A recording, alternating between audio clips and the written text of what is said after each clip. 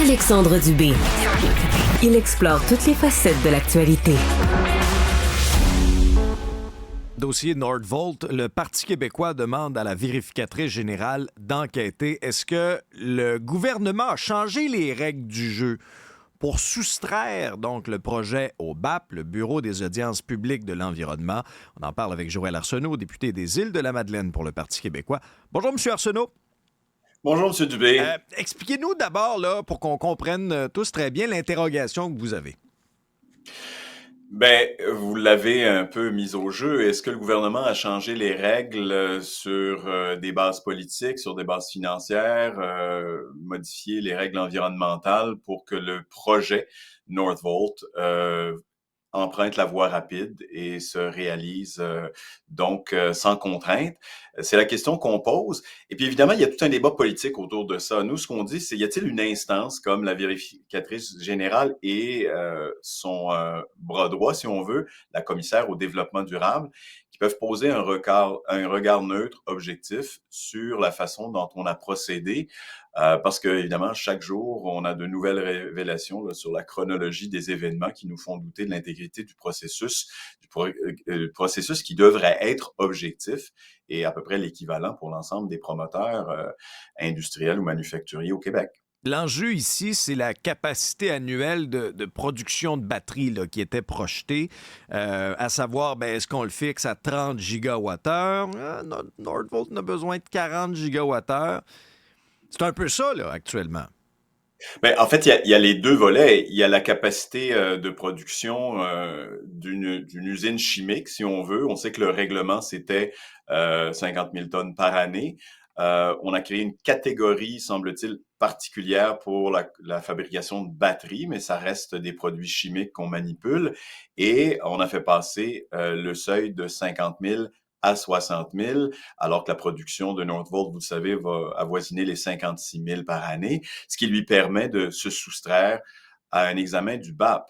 Alors, la question qui se pose, c'est sur quelle base on avait établi le 50 000 tonnes, puis sur quelle base on propose 60 000 tonnes, si ce n'est que pour des raisons là, d'accélérer le processus, on soustrait Northvolt aux règles qui étaient essentiellement en place jusqu'au changement réglementaire, qui a été, et là, c'est là que c'est difficile, mais qui semble avoir été essentiellement demandé par Northvolt, ou du moins que le gouvernement a décidé de changer pour pouvoir attirer Northvolt, mais le résultat est le même. Mais dans votre esprit, là, si, exemple, là, vous aviez été au gouvernement avec cette possibilité-là d'attirer Nordvolt, est-ce que dans votre esprit, le BAP, c'était non négociable? C'est-à-dire que on a entendu le ministre Charest cette semaine en entrevue dire, écoutez, là, oubliez ça. Là. S'il y avait eu là, un BAP là, de 18 mois, Nordvolt, il serait allé aux États-Unis. Là.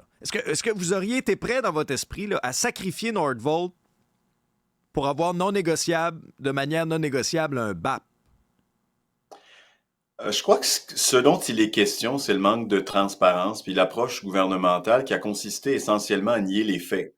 Donc, si on fait de la politique fiction, c'est un autre parti qui est au pouvoir puis qui se voit devant une situation comme celle-là. Mais nous, je pense que ce qu'il faudrait faire, c'est le pari de la transparence. Si on décide de suspendre les règles ou de les changer pour accommoder un projet dans lequel le gouvernement va investir des milliards de dollars, mais à ce moment-là, on joue franc jeu et puis on n'essaie pas d'induire la population en erreur ou de jouer avec la vérité ou d'attaquer les journalistes qui font enquête puis leur dire qu'ils sont des militants. Il y a beaucoup de choses qui ont été dites depuis 6 mois qui étaient outrancières. Puis là, on s'aperçoit que le gouvernement dit, maintenant, je vais faire le pari de la franchise. Je change mes lignes de communication. J'avoue, après avoir été pris la main dans le sac, qu'il y a eu des manœuvres qui n'étaient pas tout à fait conformes aux normes habituelles, mais c'est pour la raison d'État, c'est un projet extraordinaire et ainsi de suite. Le mal est fait, malheureusement. Puis entre-temps, on n'a pas une meilleure appréciation des impacts tant économiques, sociaux ou environnementaux sur le projet qui a été scindé, saucissonné en petites étapes. On se demande encore jusqu'à quel point ça va avoir des impacts importants ou pas sur l'environnement. Mais quel est votre souhait actuel, M. Arsenault? Est-ce que c'est qu'on mette tout ça sur pause, qu'on fasse un BAP pendant 18 mois, puis qu'après ça, on aille de l'avant? Ben, on a depuis le début demandé qu'il y ait un BAP et le BAP, il est décrété par le gouvernement. C'est le ministre qui donne le mandat au BAP, qui peut aussi, je dirais, fixer un cadre. Donc, ce que la population demande, puis on l'a vu dans les sondages, c'est que le gouvernement fasse preuve de transparence, mais qu'on puisse aussi avoir des données factuelles, des données probantes sur les intentions de l'entreprise, sur la production, sur les impacts, par exemple, les rejets dans la rivière Richelieu, sur les rejets atmosphériques, et ainsi de suite. On ne peut pas signer un chèque en blanc ni au gouvernement ni à l'entreprise lorsqu'il est question de manipuler des produits chimiques dans une banlieue de Montréal. Je pense que ça va de soi que la population demande des réponses. Puis, s'il y a un autre moyen que le BAP, ben, qu'on le propose, mais nous, on pense que le BAP peut se faire encore aujourd'hui et de façon, disons, diligente pour pouvoir sortir de ce bourbier dans lequel le gouvernement nous a plongés. À la lumière de toutes les déclarations dans le dossier, M. Arsenault, qui mène à l'environnement au Québec? Est-ce que c'est le ministre Charette ou c'est Pierre Fitzgibbon? Mais ça, je ris, mais en fait, c'est vraiment pas drôle parce que, évidemment, le ministre de l'Économie, le ministre de l'Énergie, Pierre Fitzgibbon, on l'a qualifié de super ministre. Je pense que, évidemment, il a le bras long il semble dicter l'agenda gouvernemental dans ce projet-là. Et ce qui est décevant, c'est que le chien de garde de l'environnement, ben, c'est Benoît Charette. C'est son rôle, la mission du ministère, c'est de protéger l'environnement, s'assurer que les normes soient appliquées, que des gestes soient posés, des politiques publiques soient adoptées dans le sens de la transition énergétique, et ainsi de suite. Et là, on voit que cette semaine, ben, c'est lui qui est allé au front dans une entreprise de relations publiques en défendant le projet économique en faisant fi essentiellement des règles existantes en environnement. C'est comme s'il avait emprunté là, les habits de Pierre Fitzgibbon pendant quelques jours, alors qu'on s'attendrait de lui qui, au contraire, qu'il constitue un rempart contre de possibles abus de la part de promoteurs ou d'entreprises qui voudraient aller trop vite et ne pas respecter les règles de base qu'on s'est données au Québec pour la Mais protection de l'environnement et de la santé des gens. là-dessus, d'ailleurs, est-ce que vous craignez là, qu'on a créé un précédent? C'est-à-dire que là, face à un projet là, qui nous semble hyper alléchant, ben, on va être prêt peut-être à dire OK, ben, c'est correct, pour vous, il n'y en aura pas de BAP.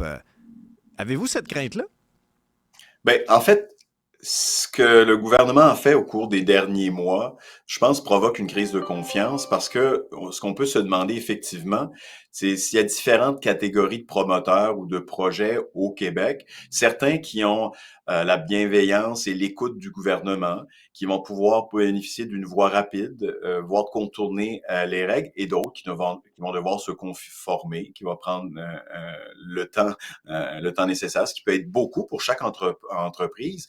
Donc, deux régimes de traitement. Et là, ce qu'on peut se demander, c'est sur quelle base le gouvernement va choisir ces projets-là. Est-ce que c'est sur la base de projets qu'on a décidé d'appuyer financièrement à travers le ministère de l'Économie ou l'Investissement Québec, à travers différents programmes normés? Est-ce que c'est le nombre d'emplois qui est créé? Est-ce que c'est la localisation géographique? Est-ce que l'intérêt politique, puis éventuellement l'intérêt politique partisan peut jouer aussi, entrer en ligne de compte? Et c'est là que ça ébranle, évidemment, les esprits quand on se dit que le gouvernement et l'État du Québec a un certain nombre de règles qui s'appliquent pour tous. Il y a une certaine équité qui doit être assurée. Et là, ben, il y a une brèche. Il y a certainement une brèche. Et on voit déjà des demandes. Moi, j'en ai dans ma circonscription, comme partout au Québec, des gens qui attendent depuis des mois pour avoir des certificats d'autorisation pour procéder à des projets de développement économique. Puis ils doivent respecter les règles environnementales. Puis là, on se dit, oh, il y en a un qui ne respecte pas les règles. Ben, sur quelle base, moi, je peux obtenir le même traitement de faveur? Et ça, moi, je pense que c'est une faille actuellement qui a été créée, une brèche qui a été créée. Le gouvernement doit rapidement corriger le tir. Puis s'il y a une raison d'État derrière un certain nombre de grands projets et tout ça, ben, qu'on le dise franchement, puis qu'on établisse un nouveau cadre pour les grands projets, lesquels vont bénéficier de traitement particulier, rapide, de soutien financier, et ainsi de suite. Mais encore une fois, ça prend des règles. Ça peut pas être le Far West, puis la simple décision d'un ministre ou d'un groupe au sein du cabinet qui décide que c'est le bon projet, on le choisit pour toutes sortes de raisons qu'on ignore. Alors, on verra bien la décision de la vérificatrice générale, Joëlle Arsenault, députée des Îles-de-la-Madeleine pour le Parti québécois. Merci pour vos explications. Merci à vous. Bonne journée.